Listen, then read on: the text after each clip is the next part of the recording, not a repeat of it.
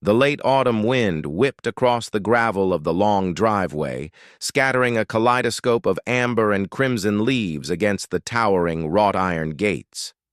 A sleek black car pulled to a halt, its engine a low purr that seemed to be swallowed by the immense, foreboding silence of the estate. The gates, old and ornate, groaned as they swung inward, a sound that felt like a sigh from the past. For the staff watching from the windows of the grand house, and it was a sound they hadn't heard in years, not with such a final, declarative purpose. Inside the car, a woman with eyes the color of a stormy sea stared straight ahead at the palace that had once been her home. Her name was Catherine, though everyone had always called her Kate. And for the first time in a very long time, she was coming back. The palace, a magnificent structure of gray stone and countless windows, seemed to hold its breath. It had been 5 years since Kate had walked through its doors. 5 years since she had left behind a life of titles, traditions, and a marriage that had slowly, quietly suffocated her. She had left in the dead of night, with nothing but a single suitcase and a heart full of shattered pieces. The official story, fed to the hungry press, was of a mutual decision and a need for privacy. The real story, the one etched into the very marrow of Kate's bones, was far more painful. It was a story of whispered manipulations, of being slowly pushed out of a picture she had once believed she belonged in, and at the center of that story, like a spider in a gilded web, was Camilla. The car door opened, and the sharp, clean air filled her lungs. She saw the familiar faces of the household staff, their expressions a mixture of surprise, curiosity, and a flicker of something that looked like hope. Old Mrs. Higgins, and the head housekeeper who had been there since Kate was a new bride, had tears in her eyes. Kate offered her a small, reassuring smile, the kind that didn't quite reach her eyes. She wasn't here for a happy reunion. She was here because of a single, cryptic letter she had received a week ago. It was handwritten on thick, cream-colored paper, with no signature, just a single line. The truth about the night you left is in his study. In the floorboard beneath the globe. The words had burned into her mind. The night she left. It had been a night of a terrible public argument at a charity gala. Camilla had orchestrated it, of course, twisting Kate's words to the press, making her look jealous, unstable, and unfit for royal life. Kate had been portrayed as the hysterical wife, unable to cope with the pressures, while Camilla had stood by, a picture of serene composure. Kate had been banished by public opinion before she'd even packed her bags. And now, someone was telling her it was all a lie, a deeper, darker lie. She walked through the grand entrance hall, her heels clicking on the black and white marble chessboard floor. The portraits of stern-faced ancestors stared down at her, judging. Nothing had changed. The same massive floral arrangement sat on the central table, the same heavy velvet curtains hung at the windows. But everything felt different. And the air itself was thick with unspoken words. She didn't stop to greet anyone properly, simply nodding as she passed, her focus a razor-sharp line towards the east wing, towards the study that had once been her husband's sanctuary. The study door was heavy oak, and it gave way with a soft click. The room was just as she remembered it. Floor-to-ceiling bookshelves, the scent of old paper and leather, a large mahogany desk, and in the corner a giant, antique globe standing on a sturdy iron stand. Her heart hammered against her ribs, the floorboard beneath the globe. She moved towards it, the world narrowing to that single spot on the floor. It was a heavy globe, but she managed to tilt it, the stand groaning in protest. With her free hand, she felt along the polished wood floorboards. One, near the baseboard, felt slightly loose. She slipped her fingernails into the tiny seam and pried. The board came up with a soft creak, revealing a dark, dusty space. Her hand trembled as she reached inside. Her fingers first touched cold metal, a small, ornate key. Then, a thicker bundle. She pulled it out. It was a manila envelope, yellowed with age, and tied with a simple string. Her name, Catherine, was scrawled across the front in a handwriting she instantly recognized. It was her husband's. With shaking hands, she untied the string and pulled out the contents. Inside was a stack of photographs and a collection of letters. And the photographs made her blood run cold. They were of Camilla, but not as the composed, dignified woman the public saw. They were candid shots, taken years ago, showing her in heated, angry conversations with her husband, their faces twisted in a way she had never witnessed. In one, Camilla was shoving a document at him, her expression one of pure fury. In another, she was whispering intently to a man Kate didn't recognize, a man with cold, hard eyes. But it was the letters that stole the breath from her lungs. The first was from her husband, addressed to Camilla, written just days before Kate's departure. "I cannot do this, Camilla. The plan is too cruel. She is my wife, and despite everything, she does not deserve this public flogging. We must find another way." The second was Camilla's reply, her handwriting sharp and angular. "There is no other way, you fool. She is a threat. The public loves her, and as long as she is here, I am nothing. You promised me. You said I would have my place. If you won't do it, I will. I have the documents ready. By this time next week she will be gone, and the world will see her for the jealous, unstable woman I have painted her to be. It is done." Kate's legs gave way. She sank to the floor, the letters scattered around her like fallen leaves. The night of the gala, the argument, the leaked stories to the press. It wasn't a series of unfortunate events. It was a campaign. A meticulously planned, ruthless campaign designed by Camilla to destroy her. Her husband, weak and complicit, had known. He had objected, but he hadn't stopped it. He had let it happen. He had let her be driven out, labeled a failure, all to protect his own position and his relationship with Camilla. The revelation was a physical blow. The room spun. The truth she had sought for 5 years was finally in her hands. And it was far more poisonous than she had ever imagined. She wasn't just collateral damage, she was a target, methodically eliminated. And now, holding the proof, she felt not just sorrow, but a cold, sharp fury begin to crystallize in her chest. The palace had trembled at her arrival, but it was nothing compared to the earthquake that was about to hit. The discovery in the study was a grenade with the pin pulled, and for the rest of that day, Kate sat in the small, private sitting room that had once been hers, and the evidence scattered across the coffee table before her.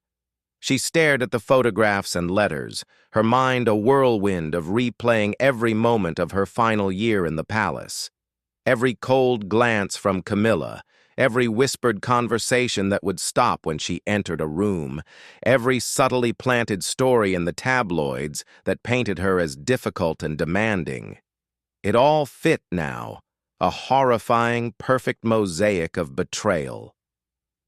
Her husband, William, had been a ghost in his own home back then. He caught between his wife and the formidable woman who had been a presence in his life long before Kate. Kate had always sensed a strange, powerful dynamic between William and Camilla, a shared history and a silent understanding that excluded her. Now she knew it was a partnership, a conspiracy. The door opened, and Mrs. Higgins entered with a tray of tea and sandwiches. Her kind, wrinkled face was full of concern. "You've barely eaten a thing, my dear," she said softly, setting the tray down. And her eyes drifted to the papers on the table, and a flicker of recognition, of sadness, passed over her features. "You knew, didn't you?" Kate asked, her voice quiet but steady. "Or at least, you suspected." Mrs. Higgins hesitated, her hands wringing the edge of her apron. I saw things, Your Grace. I heard whispers amongst the staff, doors closing too quickly, angry voices from her ladyship's private drawing room, the way she would look at you. It wasn't kind, but we are servants. We are taught to see nothing, hear nothing. It wasn't your fault, Kate said, reaching out and touching the older woman's hand. You couldn't have said anything. It would have been your job. Mrs. Higgins nodded, a tear tracing a path down her cheek. The night you left, I saw Mr. Philip, her ladyship's private secretary, leaving the palace late, long after everyone had gone. He had a folder under his arm, the same kind the newspaper men use. The next morning, the papers were full of those horrible stories about you. I put two and two together, but I could never prove it. I'm so sorry, my lady.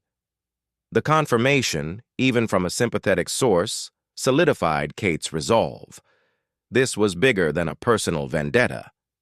This was a calculated abuse of power. Camilla hadn't just wanted Kate gone.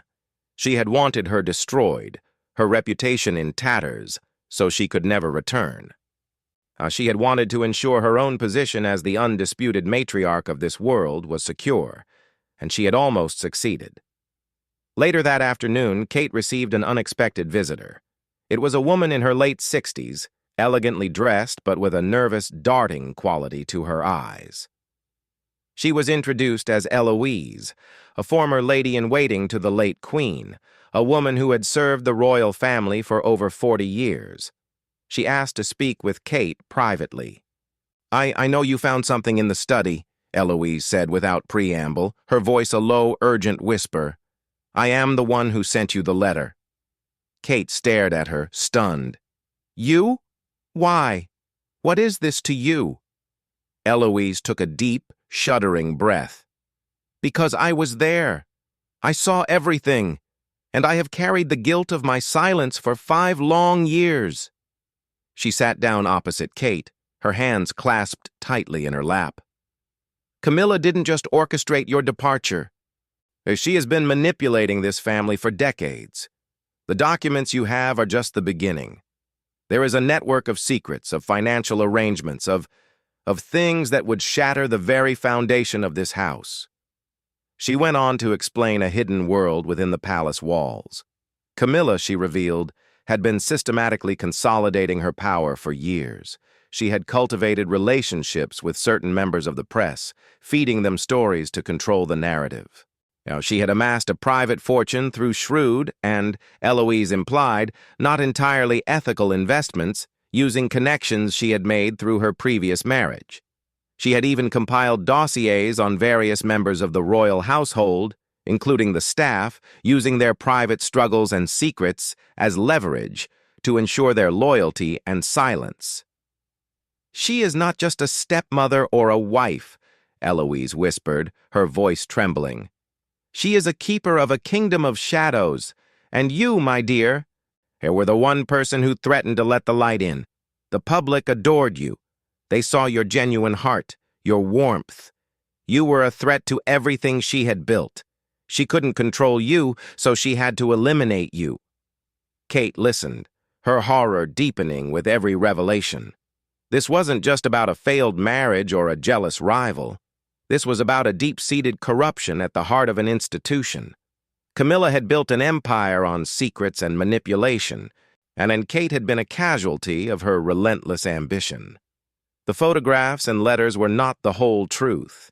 They were merely the key that unlocked a door to a vast, hidden chamber of deception. What do you want me to do? Kate asked, her voice barely a whisper. Eloise looked at her, her eyes holding a mixture of plea and fierce hope. Expose her. Not for revenge, but for the truth, for the family, for the future. The palace has been trembling under her silent rule for too long. You have the proof, and now you have a witness. I am old, and I have nothing left to lose, but you. You have the chance to set things right. The question is, are you strong enough to face her? The question hung in the air, heavy and challenging. Kate looked at the letters, at the photographs of Camilla's rage and her husband's cowardice. She thought of the years she had lost, the public humiliation, the private agony, and the fear that had once paralyzed her was now being consumed by a fire of righteous anger. She was no longer the young, insecure woman who had been run out of town. She was someone who had survived, who had built a new life from the ashes. And she was ready to fight. "Where is she?" Kate asked, her voice now clear and strong. "Where is Camilla?" The confrontation did not happen in a dramatic, planned meeting. It happened the next morning, in the most unexpected of places. The palace's vast, an ornate kitchen garden. Kate had gone there seeking a moment of peace, the scent of rosemary and lavender, a soothing balm after the revelations of the past 2 days. The autumn sun was weak but bright, casting long, sharp shadows. She was sitting on a stone bench, the envelope of evidence tucked securely in her bag, when she heard the crunch of footsteps on the gravel path. Camilla. She was dressed for a walk in a tailored tweed jacket and sturdy boots, a silk scarf tied elegantly at her throat. She looked every inch the lady of the manor, her posture impeccable, her expression one of cool, detached surprise at finding Kate there. For a long, tense moment, the two women simply looked at each other. The air crackled. The birds in the nearby hedgerow had fallen silent. "Kate," Camilla said, her voice smooth as polished glass, "I heard you were back. Visiting old haunts?" The condescension was a subtle, practiced art form. Kate didn't stand. She met Camilla's gaze steadily. "I'm not visiting, Camilla. I'm here for the truth." A flicker of something, was it amusement, wariness, passed through Camilla's eyes. "The truth? My dear, you always did have a dramatic flair. The truth is you left. You chose to walk away. The rest is just noise." Kate slowly reached into her bag and pulled out the manila envelope. She saw the color drain from Camilla's face for a fraction of a second before the mask of composure slammed back into place. "Ma, is this the noise you're referring to?" Kate asked, her voice low and hard. "The letters you wrote to my husband orchestrating my downfall? The photographs of your little schemes?" Camilla's eyes narrowed, the warmth in them turning to ice. "I don't know what you think you have, but I would advise you to be very careful. Playing with fire can get you burned." "I've already been burned, Camilla. You made sure of that. You used the press. You used my husband's weakness. You used every dirty trick in the book to paint me as unstable, as a threat. All because I was loved. All because I was a reminder of what this family could be, instead of the cold, calculating machine you've turned it into." Camilla took a step closer, her voice dropping to a venomous whisper. "You were a naive little girl who married above her station and couldn't handle the pressure. I did everyone a favor. You were a liability, a weak link. I expedited your departure. You lied," Kate said, her voice rising for the first time, but still controlled. "You destroyed my reputation, my marriage, my life here, with a web of lies. And you did it all for your own selfish ambition." Camilla laughed, a short, sharp, ugly sound. "Ambition? This isn't about ambition. This is about survival. This world, this family. It devours the weak. I was weak once. I learned that the only way to survive is to control the narrative, to control the players. You were an unknown quantity, a wild card. You couldn't be controlled, so you had to go. It was never personal, Kate. It was simply politics." The sheer cold-blooded pragmatism of the statement was more shocking than any confession of hatred. To Camilla, Kate's life, her pain, her public humiliation was just a necessary move on a chessboard.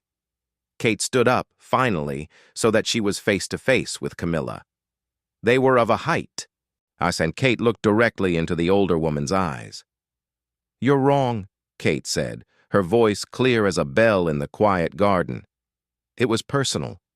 Every lie, every planted story, every whispered rumor. It was a personal attack on my character, my heart, my soul. And you did it because you were afraid. You were afraid of the one thing you couldn't manufacture or control: genuine love." For the first time, a crack appeared in Camilla's facade. A flicker of raw, unadulterated hatred. You know nothing, she spat, and you have nothing. Those scraps of paper prove nothing. They are private correspondence, taken out of context. It will be my word against yours, and who do you think they will believe? The devoted wife who has stood by this family for decades? Or the bitter, estranged ex who has come crawling back with a handful of stolen letters? Camilla turned on her heel. Her exit as calculated as her entrance. But as she walked away, Kate called out, and her voice stopping Camilla in her tracks. You're right, Camilla. These letters might not be enough, but they are a start. Kate reached into her bag again and pulled out a small digital recorder. And this might be enough. She pressed play. Camilla's voice, cold and sharp, filled the quiet garden. You were a naive little girl. I simply expedited your departure. It was never personal, Kate. It was simply politics. The recording was crystal clear. Kate had known a confrontation was inevitable. She had come prepared. Camilla spun around, her face a mask of unadulterated fury, her composure shattered into 1,000 pieces. Her eyes were wild, her carefully constructed armor gone. You vile, deceitful little— Deceitful? Kate interrupted, her voice calm, the calm before the storm. That's rich, coming from you. I learned from the best. She held up the recorder. This isn't for the press, Camilla, not yet. This is for the family. This is for William. This is for everyone whose life you've poisoned with your secrets. They deserve to know the truth about the woman who has been whispering in their ears for years. She walked past Camilla, who stood frozen, a statue of impotent rage. As Kate passed, she said quietly, The palace trembled when I returned, but it's going to crumble around you now. The recording was a nuclear weapon, and Kate held the detonator. And the next few days were a blur of hushed, urgent meetings. Kate, with Eloise by her side, first went to the family lawyer, an old, distinguished man named Mr. Sterling, who had served the family for half a century. He listened to the recording, read the letters, and studied the photographs with a grave, troubled expression. He was a man who valued discretion and the sanctity of the family above all else, but even he could not deny the evidence of the calculated conspiracy laid before him.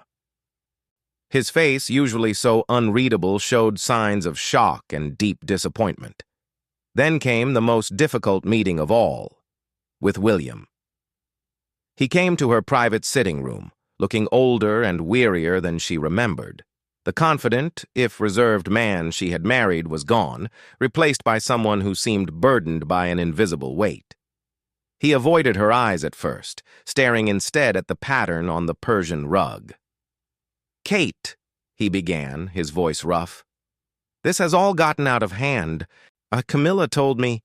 She said you threatened her, that you have some kind of vendetta.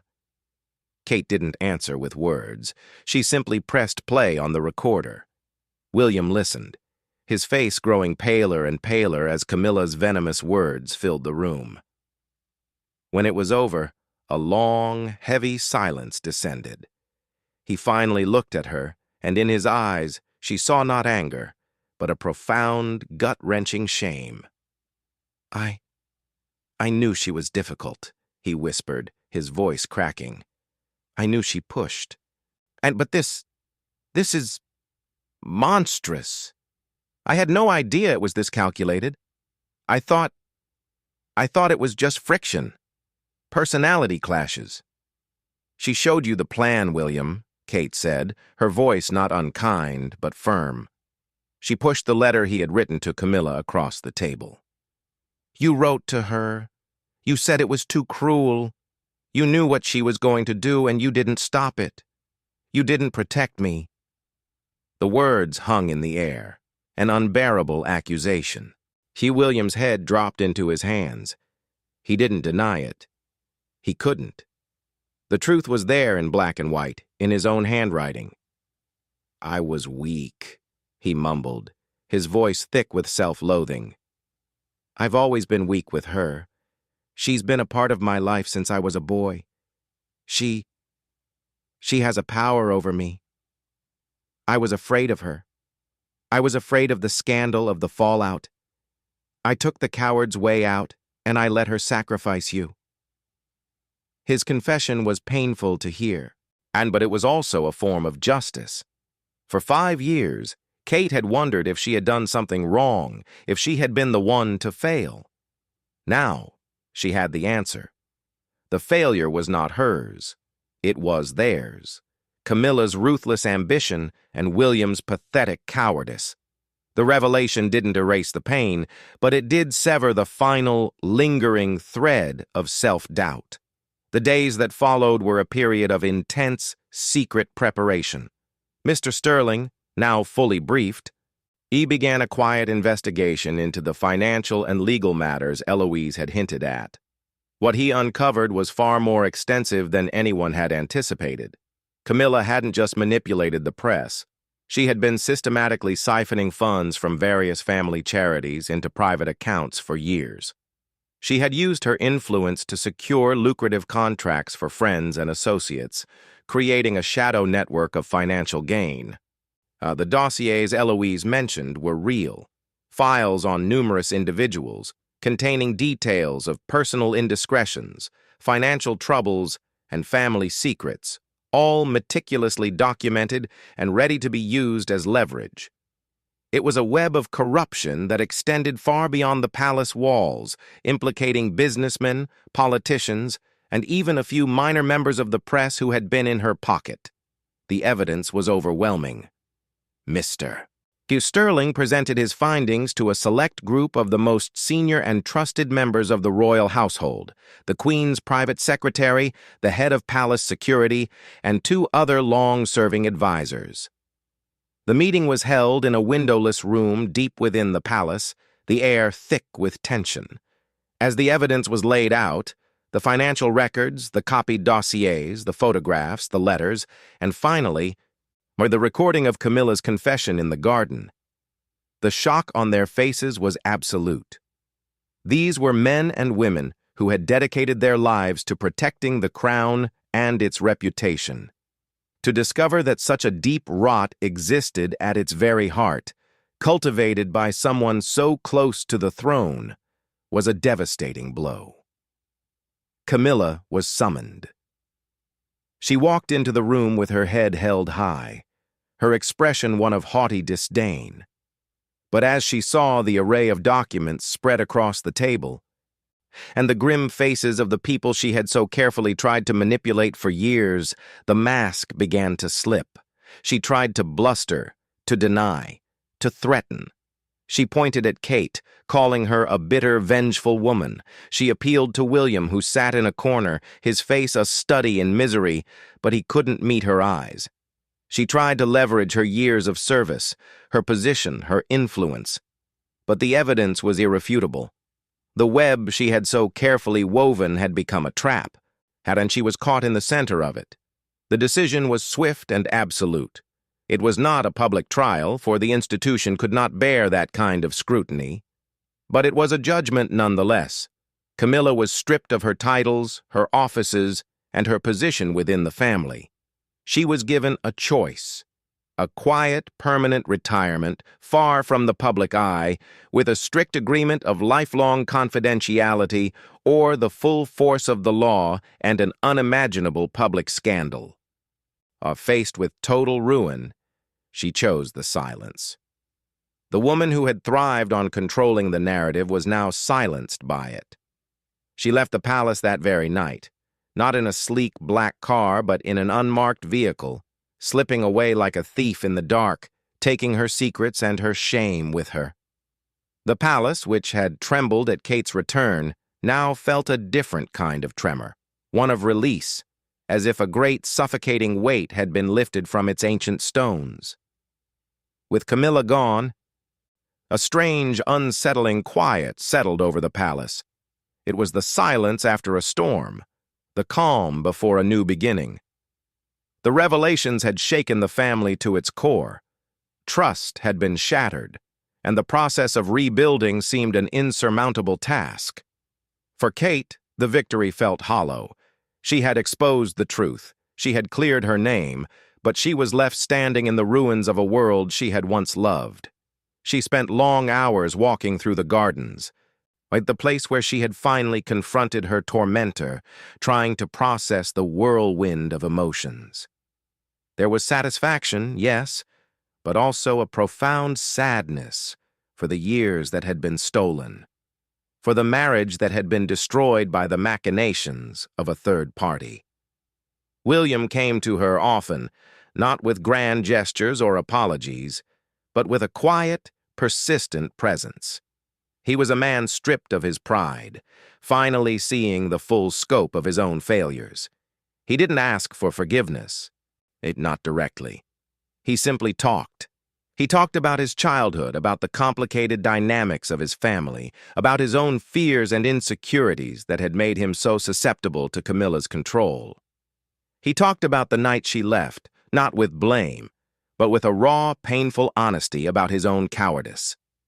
For the first time in their entire relationship, he was being truly vulnerable, and Kate listened.